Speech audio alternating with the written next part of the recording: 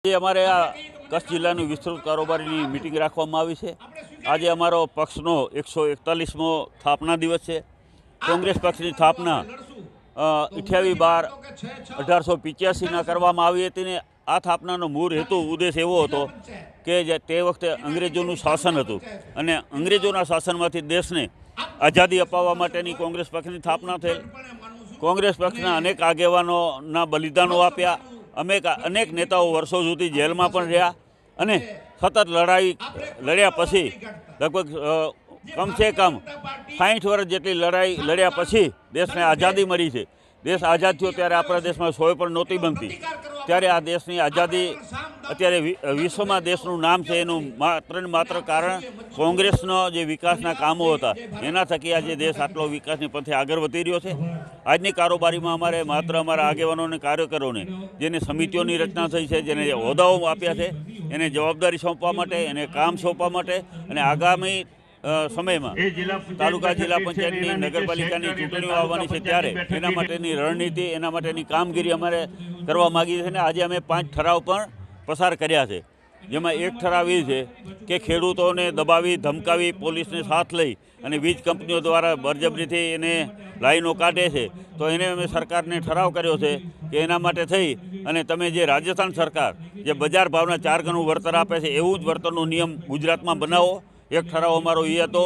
બીજો ઠરાવ હતો ખેડૂતોના લેણા 3 લાખ સુધી અત્યારે ગુજરાતના ખેડૂતો દેવામાં ડૂબતા જાય છે। બીજા રાજ્યોમાં ભાજપની સરકાર છે ત્યાં લેણા માફ કર્યા છે તો ગુજરાતમાં શા માટે નહીં? ગુજરાતમાં ખેડૂતોના લેણા માફ થાય એના માટેનો ઠરાવ અમે કર્યો છે। ત્રીજો મુદ્દો અમારો એ હતો કે ખેડૂતોને આ સરકારે લોકસભામાં એક ઠરાવ પસાર કર્યો હતો કે ખેડૂતોને 5 લાખ રૂપિયા સુધી વગર વ્યાજની લોન આપશું, જેની અમલવારી અત્યાર સુધી કરવામાં આવી નથી। તો તે અમલવારી કરવામાં આવે ને 5 લાખ સુધીનું ખેડૂતોને ધિરાણ વગર વ્યાજે આપે। આ ખેડૂતોના મુદ્દા હતા। એક મુદ્દો અમારે આપણા ગુજરાતમાં અહીંયા કચ્છમાં દારૂ ને ડ્રગ્સ બેફામ ગલીએ ગલીએ દારૂ વેચાય છે। હાઈસ્કૂલો કે કોલેજોની બહાર ગેટ ઉપર ડ્રગ્સ વેચાય છે અને એના માટે થઈ અને અમે આજે એ ઠરાવ પણ પસાર કર્યો કે ભાઈ તાત્કાલિક ધોરણે આ બંધ કરાવો ને 31 ડિસેમ્બર આવી રહી છે ત્યારે ખરેખર કચ્છમાં ક્યાંય દારૂ ન મળવો જોઈએ એના માટે પૂર્વ અને પશ્ચિમ કચ્છે વ્યવસ્થા કરવી જોઈએ। નહીંતર કોંગ્રેસ પક્ષ દ્વારા તમારે જનતા રેડ કરવામાં આવશે અને એની જવાબદારી બંને એસપીઓની રહેશે। એક ઠરાવ મેં આ પસાર કર્યો છે। એક ઠરાવ મેં ખૂબ મોટે પાયે ભ્રષ્ટાચાર કચ્છ જિલ્લામાં ચાલી રહ્યો છે। સુરેન્દ્ર જિલ્લામાં એક કલેક્ટર પકડાણા છે પણ એનાથી અનેક ગણો વધારે ભ્રષ્ટાચાર કચ્છમાં થઈ રહ્યો છે। અહીંયા કને કોઈ કામ પૈસા વગર થતું નથી। તમે એની તપાસ કરાવી વિજિલન્સ દ્વારા કે કઈ ફાઇલો કચેરીમાં કેટલા ટાઈમથી પડી છે। કોઈ ફાઇલો 10-10 વર્ષથી પડી છે અને કોઈ ફાઇલ માત્ર 2 મહિનામાં પાસ થઈ જાય છે, એના કામો થઈ જાય છે। તો આના પાછળનો હેતુ ને ઉદ્દેશ શું છે એની તપાસ પર વિજિલન્સે કરવી જોઈએ। એના માટે અમે ઠરાવ પસાર કર્યો છે।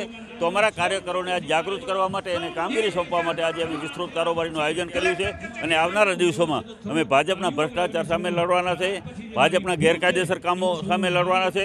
ભાજપના નેતાઓ જે રીતે બેફામ ગાડીઓમાં ઓવરલોડ ખનીજ ચોરી કરી રહ્યા છે, જમીનો ઉપર દબાણ કરી રહ્યા છે, મોટે પાયે હપ્તાખોરી કરી રહ્યા છે, એને પણ અમે ખુલ્લા પાડીશું કે આ લોકો જે લોકો પાસે સાયકલ ફરવા નહોતી અને આજે 40-50 લાખની ફોર્ચ્યુનરો આવ્યું ક્યાંથી?